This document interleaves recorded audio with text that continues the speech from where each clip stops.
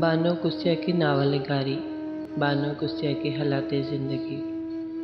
بانو قدسیہ پیدائش 28 نومبر 1928، وفات 4 فروری 2017، پاکستان سے تعلق رکھنے والی اردو اور پنجابی زبان کی مشہور و معروف ناول نگار، افسانہ نگار اور ڈرامہ نویس، جو اپنے ناول ڈرامہ راجہ گدھ کی وجہ سے خاصی مشہور ہوئیں۔ حالات زندگی۔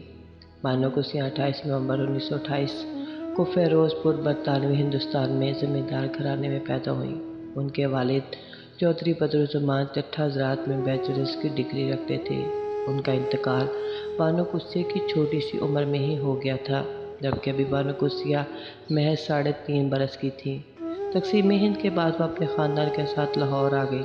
لاہور آنے سے پہلے وہ مشرقی بھارت کے صوبہ ہماچل پردیش دھرم شالہ میں زیر تعلیم رہیں۔ ان کی والدہ مسز چٹھا بھی زیر تعلیم یافتہ خاتون تھیں۔ بانو قدسیہ نے مشہور ناول اور افسانہ نگار، ڈرامہ نویس اشفاق احمد سے شادی کی۔ تعلیم۔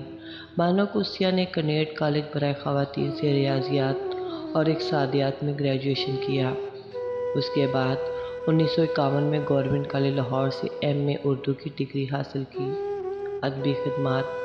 بانو قدسیہ نے اردو اور پنجابی زبانوں میں ریڈیو اور ٹیلی ویژن کے لیے بہت سے ڈرامے لکھے۔ ان کا سب سے مشہور ناول راجہ گدھ ہے۔ ان کے ایک ڈرامے آدھی بات کو کلاسیکل کا درجہ حاصل ہے۔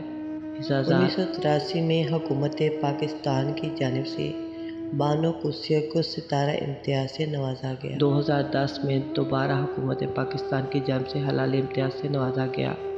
2012 میں کمال فن ایوارڈ سے نوازا گیا۔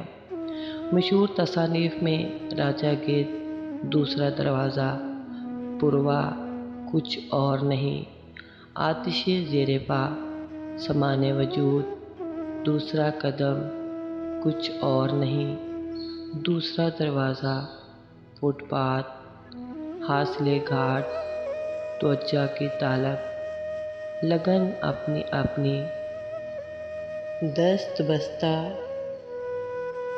شہر بے مثال، ہوا کے نام، باز گشت، انارکلی وغیرہ وغیرہ مشہور ان کے ناول ہیں۔